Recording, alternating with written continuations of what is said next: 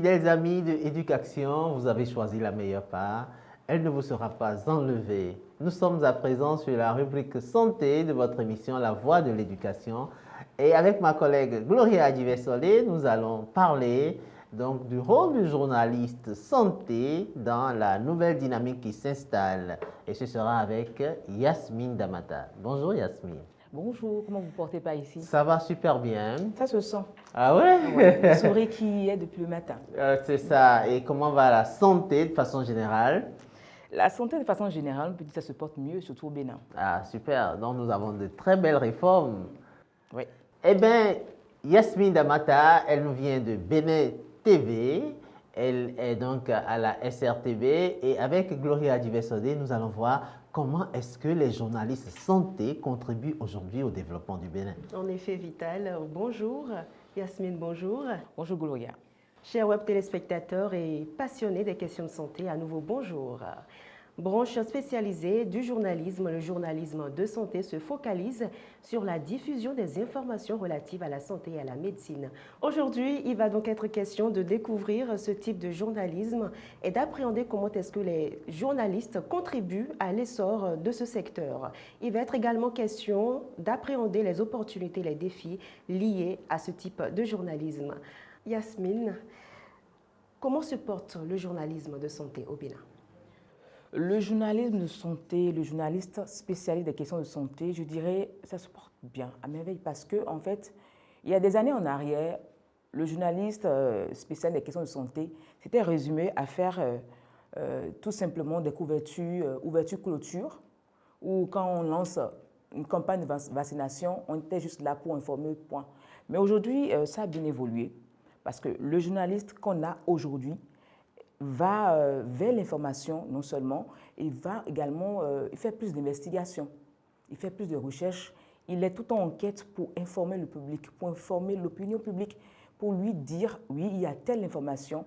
Il essaie de trouver les bonnes informations pour les populations, parce qu'aujourd'hui, vous n'êtes pas sans savoir que sur les réseaux, tout circule. Mais est-ce qu'il y a une association des journalistes en santé aujourd'hui au Bénin qui fonctionne? Oui, il y a assez justement.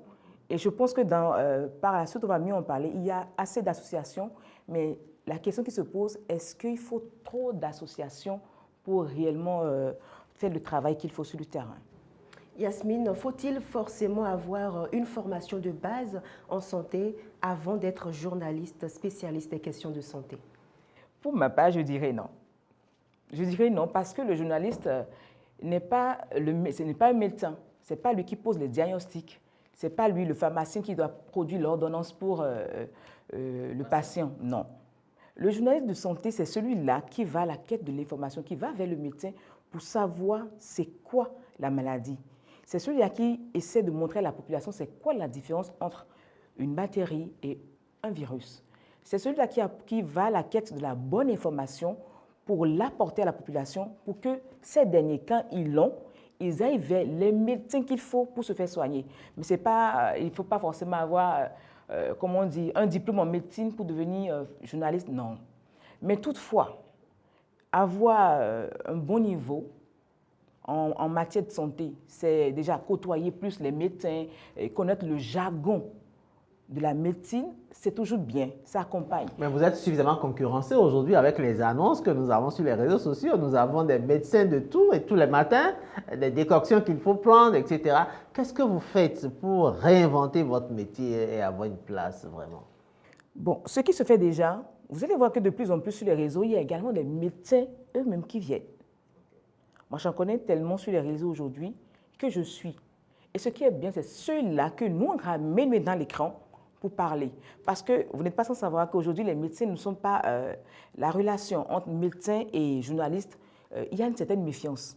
Mais aujourd'hui, ceux qui vont vers l'information, chaque fois, pas ceux qui vont vers l'information, ces personnes qui se lèvent, qui vont sur les réseaux en tant que médecins pour donner l'information, c'est ceux-là que nous, on ramène à l'écran pour partager avec nous c'est savoir. Et dans le même temps qu'on apprend une information sur la toile, c'est qu'on ramène ça pour apporter la bonne information aux populations. Gloria, est-ce que vous avez le sentiment que les journalistes santé apportent quelque chose au développement du Bénin, vraiment? Bien sûr, quand même. Ah ouais? Oui. La preuve, on parle de santé ce matin.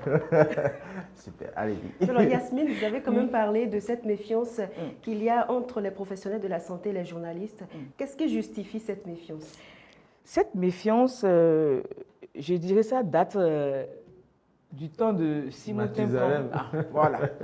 Parce qu'en fait, le médecin, il se dit, il y a des années en arrière, le médecin, même au patient, hein, c'est difficile pour le médecin d'apporter l'information sur ce dont souffre le médecin, le patient.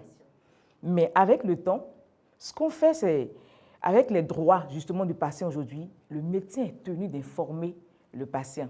Du coup, nous aussi, on est obligé de titiller un peu parce que, en fait, ils ont peur qu'on ne puisse pas donner la bonne information aux populations. Parce que quand on dit, il y a quelqu'un qui est décédé de la drépanocytose, tout de suite on se dit, oh, c'est les médecins, ils ne font pas bien leur travail. Ils se sont tellement fait sentir visés par les journalistes qu'ils ne veulent plus donner l'information. Ils disent, oh, si je vais maintenant, ils vont m'attaquer. Du coup, je ne le fais pas. Et puis, il y a aussi la peur de l'écran. Que doit donc faire concrètement un journaliste qui veut se spécialiser en santé afin de livrer la bonne information? Déjà, moi, je trouve que le journaliste spécialiste, on dit bien spécial des questions de santé, c'est celui-là qui est dans le domaine, qui fouille plus dans ce domaine. Quand il apprend qu'il y a, par exemple, la fièvre Lassa, il va d'abord comprendre c'est quoi la fièvre Lassa. Tu essaies de comprendre toi-même, tu fais tes recherches. Et après, tu vas vers les experts qu'il faut. Par exemple, le point focal au ministère, tu vas vers lui. Tu essaies de voir au ministère, c'est qui est en charge de cette information. C'est d'avoir déjà un bon carnet d'adresse. Où tu sais que tel médecin, il est cardiologue, si je le prends, quand il s'agit des problèmes de cœur, c'est lui qui peut m'aider. Il peut me donner des informations vraies. Parce qu'une fausse information, ça peut tuer. Mais Yasmine, quand je vous écoute, j'ai le sentiment que le journaliste santé se focalise uniquement sur le relais des conséquences sur telle maladie ou telle autre. Qu'en est-il de la politique globale de la santé? La politique qui apporte la structuration du secteur. Qu'est-ce que vous faites dans l'information globale du secteur? Mais justement, c'est le rôle du journaliste. Et c'est ça, la collaboration avec les ministères, avec les institutions, avec les ONG. C'est de vulgariser déjà l'information, les résultats scientifiques. C'est de faire des recherches, des investigations dans ce domaine. Et c'est justement le problème dans notre domaine. Quand on parle de journalistes spécialistes santé, on n'a pas les financements qu'il faut. Dans nos rédactions, c'est la politique d'abord. Avec le temps, l'environnement a pris un peu le dessus parce qu'il y a la COP et autres où il y a un peu de subvention. Mais quand on parle de santé, mais non, on n'investit pas de l'argent dans la santé pour que les journalistes spécialistes des questions de santé puissent réellement aller vers la quête de l'information, faire des recherches. Quand on dit il y a telle mort, il y a telle personne qui est décédée, donner la vie, une femme qui veut donner la vie et qui est décédée en couche. Pourquoi? Qu'est-ce qui s'est passé? On n'a pas les moyens qu'il faut pour le faire. Mais par contre, le journaliste des questions de santé, ce qu'il fait, il fait de son mieux pour informer les populations. Quand bien même il ne peut pas donner certaines informations parce que c'est resté toujours fermé, la chasse gardée, parce qu'on dit « Ah non, il ne faut pas sortir telle information.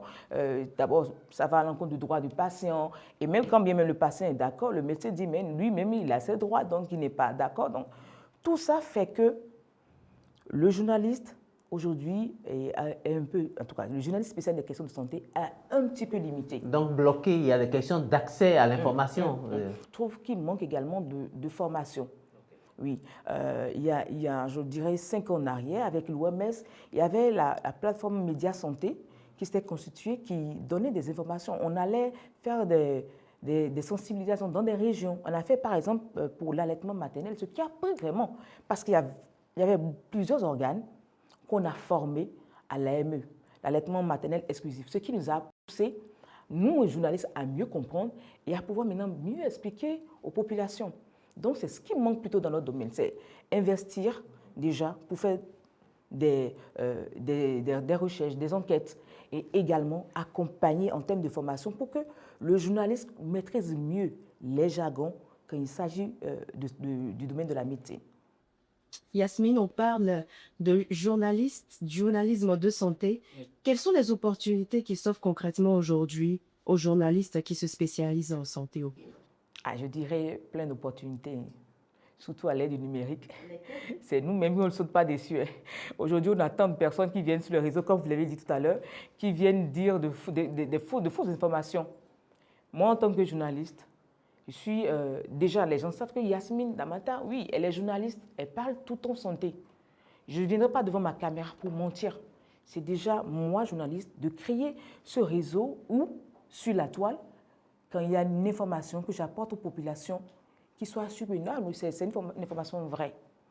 Du coup, il y a de l'emploi là. À force d'envoyer l'information sur les réseaux, mais les différents organes, les ONG, les institutions viendront vers moi pour donner de l'information aux populations. Parce qu'ils sont sûrs que ce canal, c'est fiable. On est sûr qu'elle apporte une bonne information. À part ça, il y a également, comme je l'ai dit, les ministères, les institutions, les ONG qui ont besoin de vulgariser les résultats de leur recherche. Et par là, le journaliste santé est toujours là. Et quand on parle de communication, le journaliste santé, il est également dans les ministères pour pouvoir apporter l'information à ses autres collègues journalistes pour qu'on puisse vraiment, en tout cas au Bénin, pour qu'on puisse couvrir vraiment que toutes les populations aient l'information. Mais alors, en tant que journaliste spécialiste des questions de santé, au-delà de l'accès à l'information et de la formation, quels sont les autres défis que vous rencontrez dans ce métier, dans cette spécialisation? Dans cette spécialisation, le plus gros défi, c'est déjà l'accès à l'information, qui est réellement une chasse gardée. Le médecin n'est pas prêt à vous dire le patient a tel. C'est difficile. C'est difficile. Parfois, il faut passer par des voies plus officielles pour avoir l'information. Et même là, quand vous avez l'information, vous êtes tenu de ne pas le dire. C'est vrai. C'est comme le dit, c'est dans leur déontologie. On n'apporte pas l'information. C'est dans le réserve. Oui, la réserve, c'est dans le droit du patient. Tu ne peux pas dire tout ce que le patient a.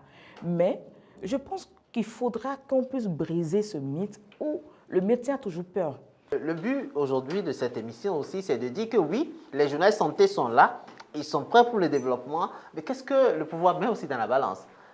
Moi, je dirais déjà, il faut déjà que les journalistes puissent vraiment avoir une association unique, on puisse fédérer, qu'on puisse avoir un réseau de journalistes spécialistes des questions de santé. C'est vrai, il y en a, je crois, il doit en avoir au moins 3.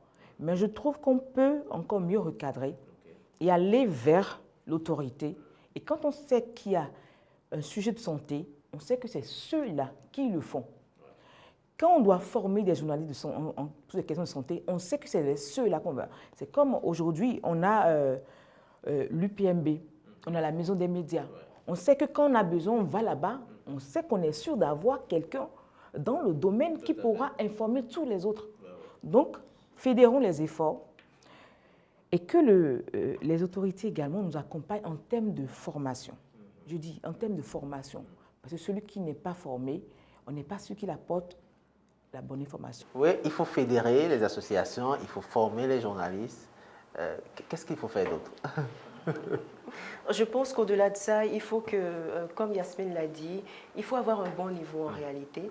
Il faut que chaque journaliste puisse s'auto-former, ne pas forcément attendre que ce soit la HAC qui puisse organiser des séances de formation. Il faut s'auto-former et puis également, il faut arriver quand même à installer cette confiance-là entre le professionnel de la santé et puis le professionnel des médias, si je puis ainsi dire. C'est vital, comme l'a dit Yasmine, la santé c'est vital et nous ne pouvons rien sans la santé en réalité. Nous avons montré que le journaliste santé contribue effectivement au développement du Bénin et peut contribuer davantage s'il est mieux formé. Oui, je ne sais pas si Gloria, vous avez envie de demander à votre vis-à-vis de clôturer cet entretien. Bien sûr, Yasmine, quel message as-tu à lancer aux professionnels de la santé du Bénin et du monde entier? Ce que je dirais à mes collègues journalistes, ce que je dirais aux journalistes spécialistes des questions de santé, c'est d'abord, même quand on n'a pas la formation, ayons la base. Une information, quand elle est envoyée, c'est difficile de retenir. C'est comme un œuf, quand ça tombe, ça se casse et puis c'est difficile de ramasser. il faut vraiment être sûr de l'information avant d'envoyer l'information. Il faut être sûr que ce que vous envoyez comme information, quand il s'agit de la santé, c'est la bonne et la meilleure information. Il faut être sûr que c'est le moment où il faut envoyer l'information. Ne cherchons pas à faire dans du sensationnel. En tout cas, dans le domaine de la santé, c'est de gros risques. Et n'oubliez pas toujours d'avoir des experts qui peuvent vous dire « oui, c'est telle information » avant de balancer. Merci. Yasmine, merci beaucoup. Chaque métier a ses réalités et je dirais plus précisément que chaque branche de métier a son propre univers. Quoi qu'il en soit, les journalistes spécialistes des questions de santé occupent une place assez importante dans la diffusion de l'information, la sensibilisation des communautés et la vulgarisation des données et avancées scientifiques liées au secteur sanitaire. Vive le journalisme de santé!